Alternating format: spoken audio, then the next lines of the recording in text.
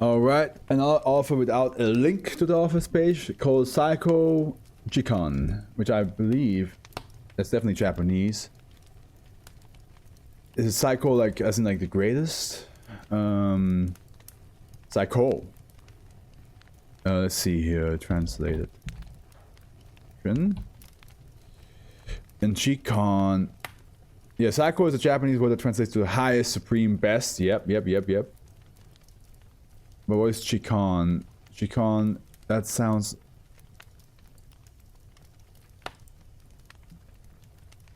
Here it says grandson. But also, I mean, depends, because Japan has a... It's like... A lot of the times in Japanese languages, they have like the thing where like they use a word, but it has like... The word has different meanings. I just now realized that this fucking light was never on. Ah, damn. I just saw how dark it was. I was. Because like... Yeah, Jikon can mean many things, but I think the major, yeah, okay, it says time. So the Psycho Jikon means greatest time. Move my body, no problem. All right, and Psycho Jikon, they wrote a white door.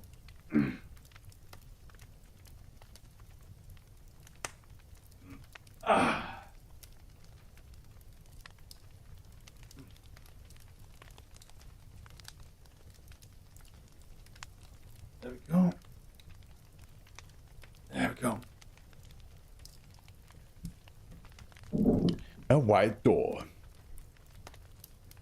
And we have a banger song coming on. Every time we touch, okay.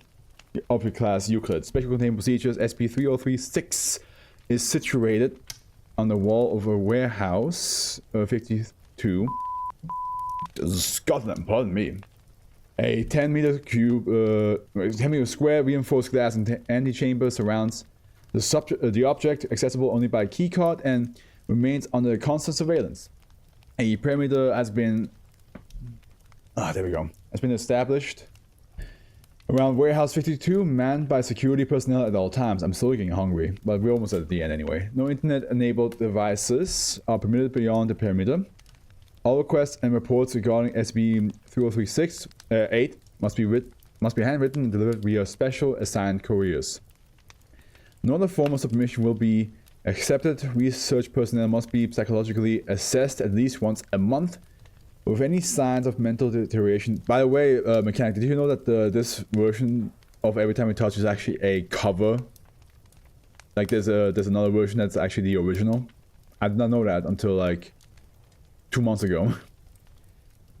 Of mental deterioration, detailed and low evaluation scores resulting in immediate reassignment. Description: SCP-3038 is a white wooden door. It has an ornate Victorian brass door knob and a large keyhole through which light cannot penetrate. It is unknown whether it opens inwards or outwards, if at all. Individuals report a sense of discomfort when within 5 meters of SCP-3038. I did not know that. The more you know. Yeah. I should like find the original. I'll probably go add it to my iTunes. Then eventually we're going to hear it one day. When in operation, all companies utilizing Warehouse 52 declared bankruptcy. Within 3 years, each one claiming staff shortages. When investigated,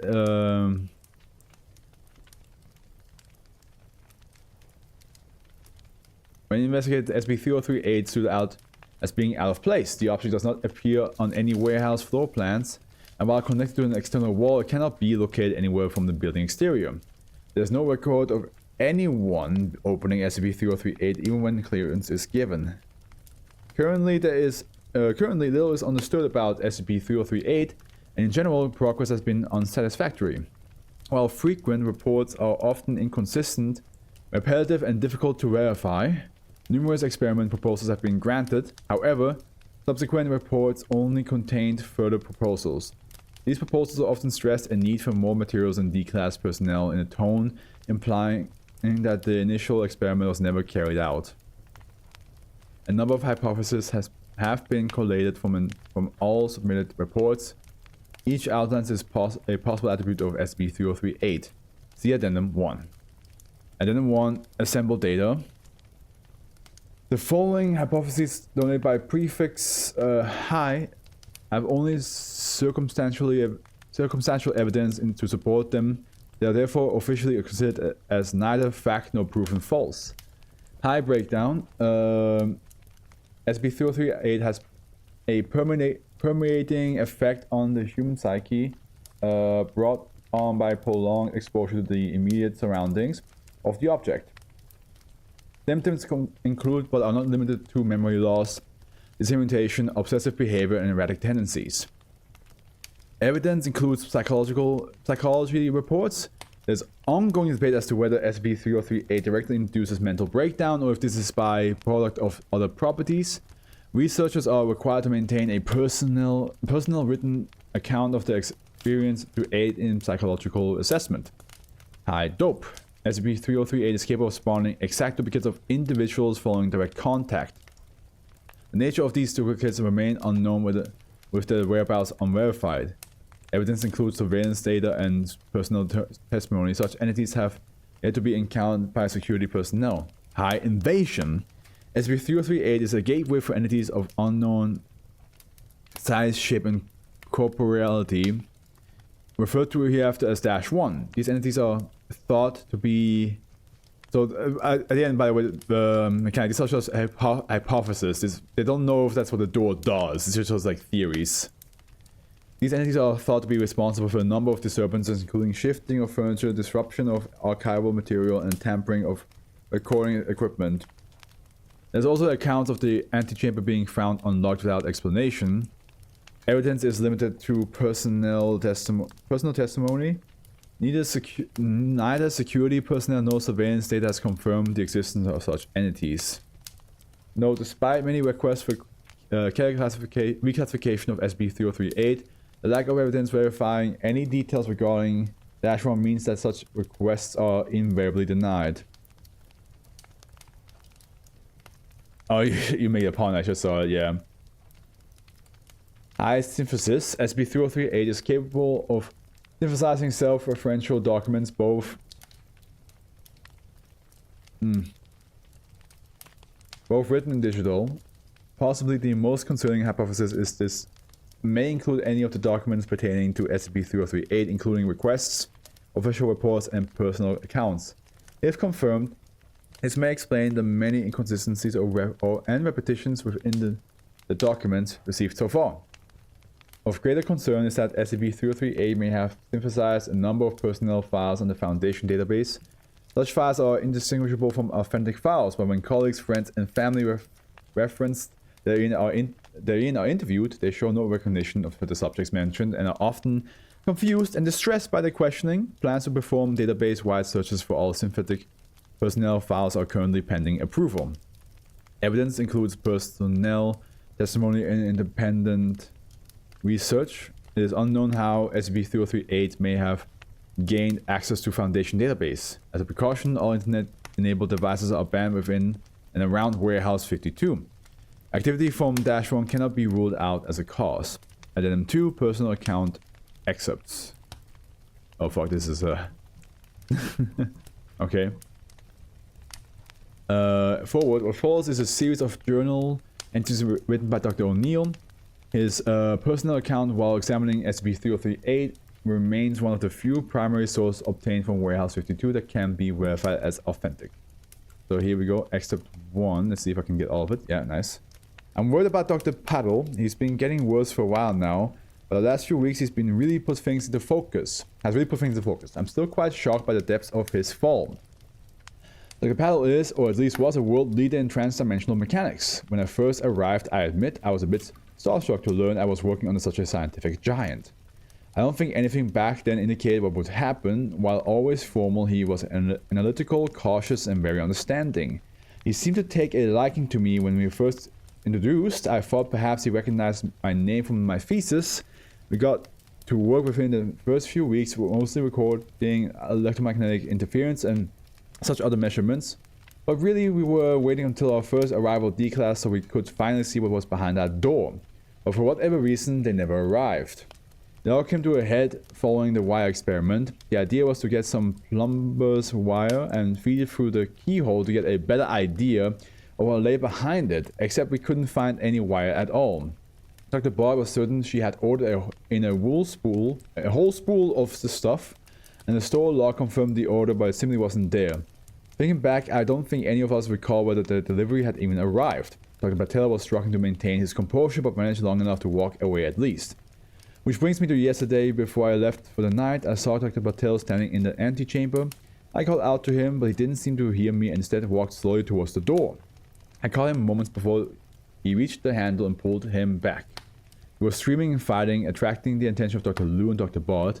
It took all three of us to subdue the man, who lay on the ground in utter hysterics, flailing his arms around wildly, giving Dr. Bard a bloody nose in the process. Okay, so don't touch the door. It seems to do something to you.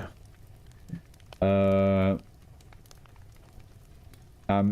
that's not a good pun, I gotta say.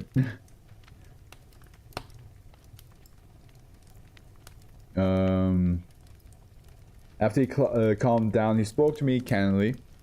He was due for a psychoanalysis in a few days and was certain he wouldn't be cleared to return. He spoke about how he was first researcher assigned to SCP-3038 years ago. Initially, he was working alone with very little support from the Foundation. Since then, nothing has progressed and Foundation support has only been decreasing. He punched the table and screamed profanities about the Foundation, the likes of which I don't feel comfortable committing to paper. After that, he broke down in tears, calling himself a failure, that today was his last chance to finally know something. It became difficult to understand, but the whole thing was horrifying to watch, and I thought I'd seen a man as good as he in such a state of utter anguish. It was like a completely different person. I sincerely hope he gets some time away from this dreary place. Except number 2. Today, I found myself standing in the antechamber with no clue as to why I was there. Entering the antechamber is always a surreal experience. The first time I felt a strange sense of foreboding as I got close to the door. That's the antechamber door rather than the door, the SCP door. Getting near the door was something else entirely. I could feel pressure in the back of my neck, and as I got closer I felt all the teeth in my mouth vibrate. Dr. Bard assured me that this sort of thing is pretty normal and isn't dangerous, though I'm not so sure. These days I'd often hear a low-pitched rumble or murmur, but I assumed that was normal too, so I didn't question it. This recent event was new, however. I could remember opening the antechamber door and stepping in, where I was out of breath and could feel a sense of panic in my lungs, and as I stared at the door ahead of me, I just couldn't figure out what I was doing here. The only thing in my hands was the card key. Dr. Bard put it down to overworking. He told me she's had many experiences like this, and I should not think too hard on it, but it didn't sit right with me. I thought the camera might have captured something, so I spoke with Andy. The software for managing the video and audio stuff is a nightmare to work with. Utterly inadequate, incredibly prone to slow down and freezing. Heck, there isn't even a live feed option. Andy just knows how to work it. I'm not sure what I'd do without him, but even with his help, it's still a monotonous slog of a task. After a few hours, he found something moments before I entered the antechamber. There was a figure standing right there in the middle of the room. It slowly walked right up to the door, paused, and looked directly at the camera, at us. Playback started for several seconds, and when it was restored, the figure was gone. Excited, we showed the others. Dr. Bard was convinced this was proof of entities on the other side of the door. We immediately sent out a request for D-Class to attempt communication with them. Perhaps now we have some proof the Foundation will be a bit more willing to grant our request. Except 3. The psych session did not go well. We were not happy when I said that all of us had gone sleeping in the warehouse. I tried to explain it. It was the only way to make sure we didn't miss anything. But it was like arguing with a rock. Psychologists aren't real scientists. They wouldn't understand how essential it is to be there to catch this sort of thing in its essence. You don't say that. You cannot. Don't speak ill of psychologists, man. While waiting for the Foundation to get back to us, I've been helping Dr. Liu sort through the archived files. Well, they're not so much files as a couple shelves worth of disorganized mess piled on top of itself, but it still needs to be gone through all the same. He's been mainly focusing on storing the real documents, that is, the ones we know were written by real people from the synthetic ones. Dr. Lu has a system where she divides synthetic documents into two categories. The first are pure synthetic, offered by completely synthetic sources.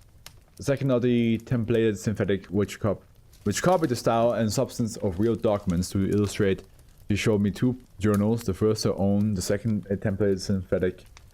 The handwriting was identical between them, but the synthetic one kept making references to Dr. Sun, who by this account was heavily involved in Dr. Lu's work prior to my arrival. There wasn't anything about a Dr. Sun in the brief I was given, and Dr. Lu was certain no one named Dr. Sun had any involvement with SCP-3038 at any point. She pulled a number of pure synthetics from the table, and sure enough, this Dr. Sun character was a frequent presence in all of them. I asked her where she found this templated synthetic journal. Eventually she pointed somewhere on the shelf. I mean, I'm not quite sure. Right now we're still trying to figure out what it is. It is a door. It's just we don't fully know what it does yet. That's what we're learning right now. I asked her when she found this templated synthetic journal. Eventually she pointed somewhere on the shelf, saying that there were a lot of synthetics in the pile. I've yet to find any journals with my handwriting, but that might be because I never put this journal down. It's always either in my pocket or in my hand. Except for...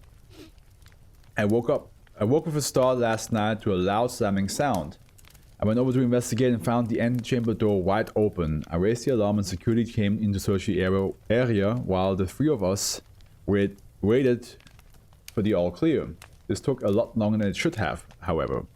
They said they wanted to know where the others were. Apparently, their register had a total of 7 names signed in.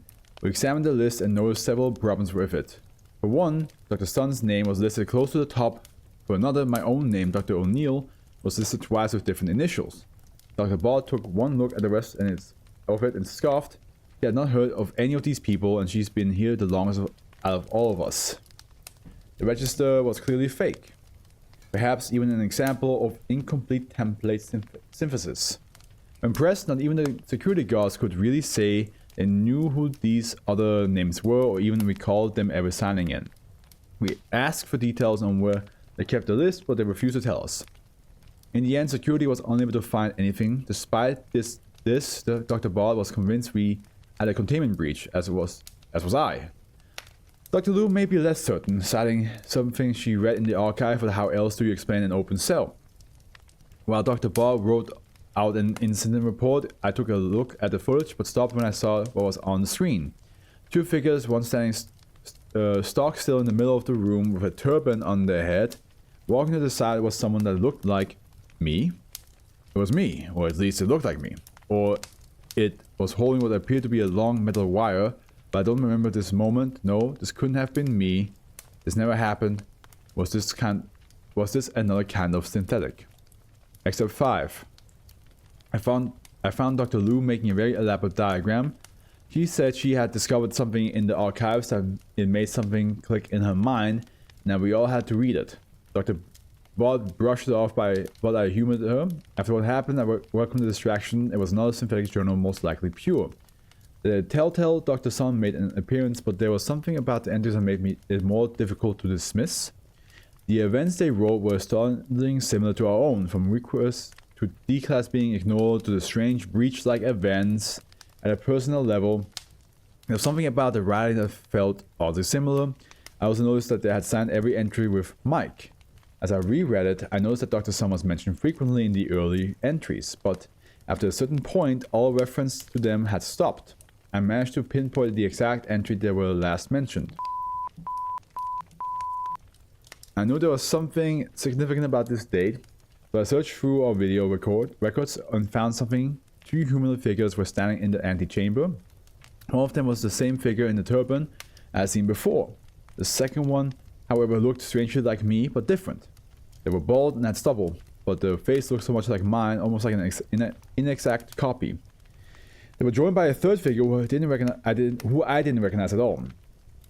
This tall figure looked like they were directing the actions of the other two, but then something happened that there was a dispute. It looked like a struggle was about to take place, but the camera froze before I could see what happened. I can't express enough how frustrating this software is. I couldn't even find the audio which accompanied the footage, making it really difficult to even guess as to what was going on. You think the Foundation would have the budget for less terrible equipment, or at the very least assign a technician to go through it for us. But no. I guess that shows how much contempt they really hold for us. Except 6. There was another incident today. I'm not sure if I could call it a breach, but Dr. Bard certainly does. The area was in utter chaos. The archive was strewn across the floor. Some of the books lay half open with piles of reports all over the place. Even stranger was the crazed writing on the wall. It almost looked like a conspiracy theorist whiteboard, but on glass. Most unnerving was the only sentence written backwards on the inside of the glass, as though it was specifically for us. It read, "Remember the lost."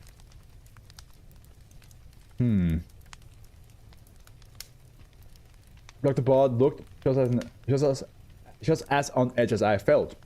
Began hurriedly writing a number of requests for extra security personnel for the inside of the building. The cameras were useless, all either misaligned or out of focus. Probably tampered with by whatever did all this. Perhaps it was still here with us, watching us from the shadows.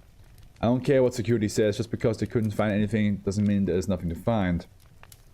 The worst part is that the antechamber door was left untouched and something wrote on both sides of the glass. I thought about the thing that looked like me from the video. Did that have something to do with it? With this? Except 7. I'm worried about Dr. Bard. She was taken to walking around the facility with her knife. I tried to bring up what I saw in the video with her, thinking it could give her something different to focus on, but now I think that was a mistake. She started looking at me strangely and demanded to know why I only just now informed her. As she got closer, the knife in her hand flashed from my eyes and I started to back away. She must have seen how terrified I was because she calmed down and apologized. I decided not to write an incident report for the behavior. It was a breaking point after all. We both were. It must have been the letter from the Foundation that pushed her over. I know it pissed me off when I read it. They said they were denying our request for enhanced security, that we had exceeded our request allowance for D-class personnel, and then generally complained about our lack of progress overall. I still can't believe it. They never sent us any D-class and have barely supported us as it is. What the hell do they expect from us? Do these bastards even read the reports we sent them? Okay, so it sounds almost like that maybe Dr. Liu, Dr. Bard, and Dr. O'Neill are in a different reality. Because they're saying that the Foundation's saying, no, we sent you stuff. And these guys are like, no, you didn't. What do you mean? So I wonder if it has something to do with like them being in a different reality or something like that. You also getting worried? Yeah, fair enough. Dr. O'Connor, Neil's log, date. Oh, by the way, except 8. Major events. I found myself in the antechamber opposite SCP-3038, a trail of blood leading from the center of the room towards the object. A knife discarded by the entrance with blood clearly dripping from the blade. However, I myself only sustained mild, non-life-threatening injuries. Comments: I have trouble recalling what happened moments before this event. I have slight memories of screaming, a woman's voice, a struggle, but nothing more. The noise from SCP-3038 had changed. Amongst the murmur, there was also a high-pitched cry. The longer I listened, the louder these noises become, until it all resembled a white noise. Security personnel brought me out of the antechamber towards an on-site medical bay where I write this now. End log. Last excerpt. Excerpt 9. I have been advised by the psychologist to write out everything that was going through my head. The first thing they asked me was, how do you feel? Probably the single most useless question you could ask anyone. Isn't it your job to already know how I feel? How would you feel if you spent 8 months coped up in a warehouse working on a research project with no support, and no one but a few guards around the company? Here's how I feel. I feel like you're a complete idiot. What the hell is the point of this logbook anyway if it's not an official report? Is it just for you psych people to peek into our lives? I've just read through this logbook and it's not actually a logbook at all. It's a journal. It doesn't make any sense. There weren't any other researchers in that warehouse, only me. Wait, only me? What? But it did have very accurate detail. I remember the reports, the refused requests, the breaches in the videos, all of that happened while I was alone. I mean, who the heck is Dr. Patel? This book reads like one of these synthetic journals from the archives. Perhaps I picked it up by mistake, but the writing is undeniably mine. And that's why, remember how Dr. Liu said like she found something that had her writing in it?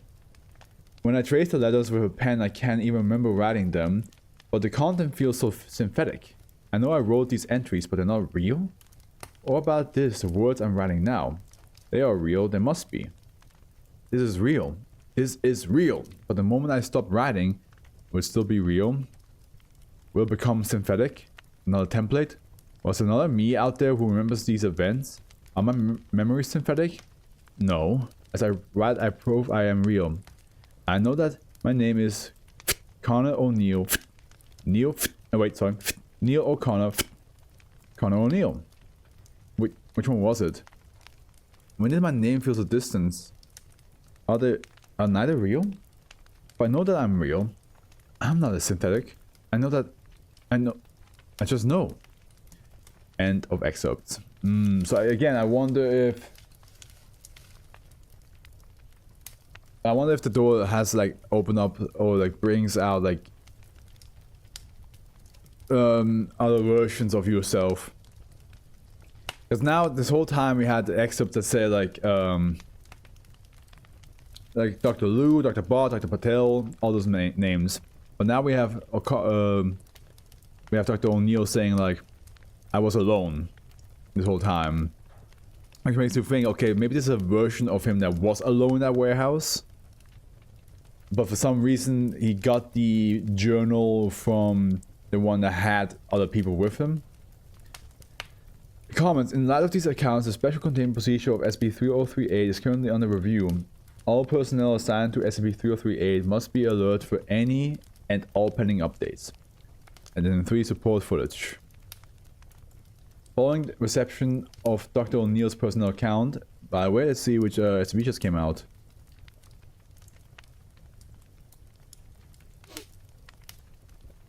Oh, you don't want to watch that one.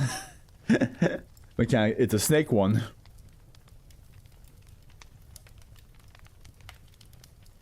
Yeah, it's a snake SCP that just came out. What a shame. Following reception of Dr. O'Neill's personal account, the visual and audio data required in Warehouse 52 has been analyzed for corroborating evidence. What follows is a transcript of the video with synced up audio depicting the described in addendum E005. I could be onto something, yeah, because I will explain why why Dr. O'Neill saw a person that looked like him but was bald. Because there could be another version of him. Begin video. Camera is centered on the door of the antechamber. Through the glass, 2 figures are seen walking towards the door, opening it and stepping inside. On the left is a male of Indian descent wearing a turban, referred to as subject 1. On the right is a male Caucasian with a bald head and short beard, referred to as subject 2. That's O'Neill. With hope this time we should get some answers, Dr. O'Neill. Yes, and please, must we be so formal? You can call me Mike. I prefer to remain as professional as possible while working, and encourage all my staff to do so, if you don't mind, Dr. O'Neill. No, of course, Dr. Patel, I apologize. Now then, let us begin. The visual changes to a different camera. The perspective is now looking straight at SCP-3038 while both subject 1 and 2 approach holding a large spool of wire. I want you to feed this through the keyhole. We'll make a mark along the wire if we hit something. Seems a bit basic. Wouldn't this have been tried by now, Dr. Patel? I thought so too. Subject 2 takes the wire and starts pushes through the keyholes of SCP-3038. As it enters, interference appears on both video and audio feeds, presenting in static around the corner of the video and crackling the recording. Subject 2 does not stop feeding the wire through. How's it going?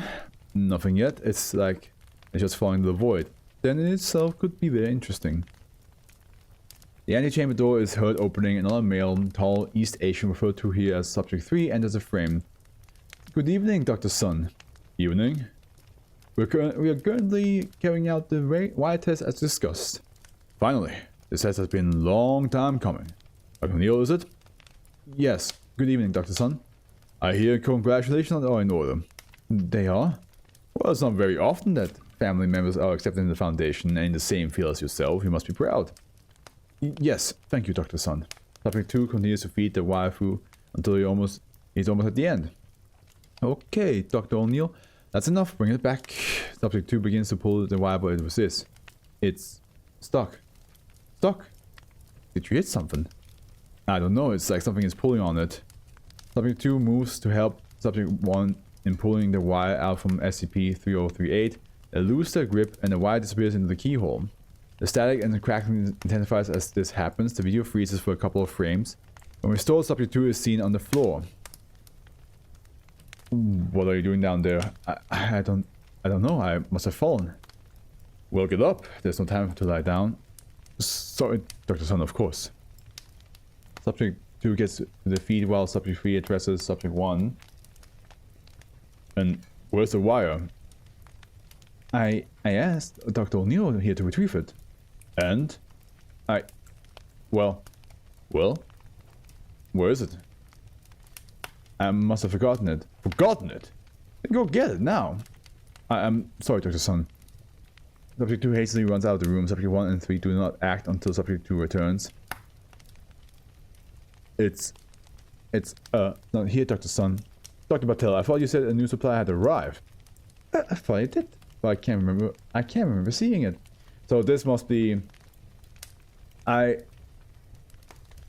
wonder if these are like two different, like if it's swapped, Dr. Sun, Dr. Patel, and... So like, let's just look at this, right? This is Dr. Sun, Dr. Patel, and this is Dr. O'Neill. It swapped these two with other versions of them, but they were in the same universe, and it swapped this one with another version that fell down. And that's why there's this weird, like, talking past each other, like, oh, it's why on your ground, and so on and so forth, you know what I mean? Neither I, and I just checked, it's not where it would be if it was. So what are you two of doing? So what are you two of you doing here then?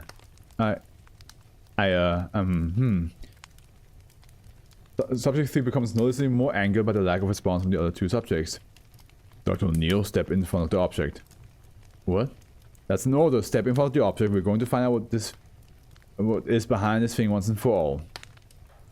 Dr. Sun, with all due respect, you cannot order your staff like this. You challenge my authority, Dr. Patel. I challenge nothing. Merely remind you that this kind of tests are why we have D-class subjects. And where are they then? Show these D-class subjects to me. How many times having made a request for D-class only to be ignored? I'm tired of waiting, Dr. Patel. I'm tired of admin breathing down my neck on a lack of results. We're sorting this out, Dr. O'Neill proceeds. So I think the D-class just never arrived because they either A, arrived to a different warehouse, and that's what, and never arrived to their warehouse, or B, they just never show up. You don't have to do this. Proceed. The room is silent for a moment with neither subject making any movement.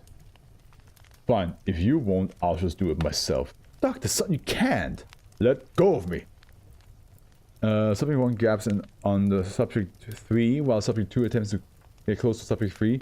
Subject 3 breaks free of the Subject 1's grasp, walks towards SCP-3038 and reaches for the handle as Subject 1 reaches out to prevent them. The video freezes for about 15 seconds, during which time nothing but static plays on the audio. Once the video restores, only Subject 1 and 2 are visible. SCP-3038 seems to remain untouched. Dr. Patel, what are you doing? Subject 1 looks at the outstretched hand. I must have been trying to measure 3038. Measure it? But we have none of our tools here. Subject 1 looks around. That appears to be so. Did you not bring anything? I suppose I thought you were... I know what's happening. No. I know what's happening. Now it makes sense. people who touch the door cease to exist from that universe. It's not an alternate dimension. It's not teleporting them. The moment something passes through the door, they are erased from memory. That's why they were constantly saying we didn't get any D classes. Yes, they did, but the moment the D class opens the door or touches the door, and then the whole like static happens of like in the camera, means that the memory of the D class ceases to exist. It just vanishes. That's why they're constantly complaining about people, you know, like. And probably that's also why, like, they were thinking of, like, oh, we found things that were written by us, but we didn't write them. But I have a vague memory of writing them. That's because you did, and then somebody that you knew walked through the door, so all the writing that's connected to that experiment that you did with them doesn't make sense to you anymore. That's why Dr. O'Neill was confused at the end. He's like, what is this journal? Because the journal is a connection to all the other doctors, but all the other doctors went through the door. So they cease to exist now. They don't exist anymore in memory. That's why he was so confused when he picked that journal up and was like, well, I don't understand why I wrote all this. That makes sense. Now I understand. Make a note of this. Becomes a recurring phenomenon. It might be an effect of close proximity to SCP-3038. Yes, Dr. Patel. By the way, I heard somewhere that calculation in order. Why is that? I'm not too sure. Something to do with family, I think. The sound of the antechamber door is heard opening and closing off screen. Antechamber falls to silence. Yeah. Yeah.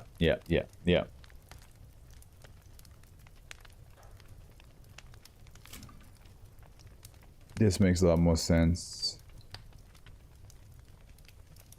And that's probably also why he didn't recognize himself, because him being bald with like stubble probably is connected to Dr. Patel. But because Dr. Patel doesn't exist anymore, and he saw himself, he was confused. He's like, "What? That's not how I look like." Because he now knows he looks different now. Probably has a bigger beard or more hair on the head. Who knows? Who knows? Anything like that. And so when seeing himself doesn't make sense to him, he's like, "Yeah, okay, that's pretty cool." Took me forever to get to understanding it, but I think it's pretty cool. Okay.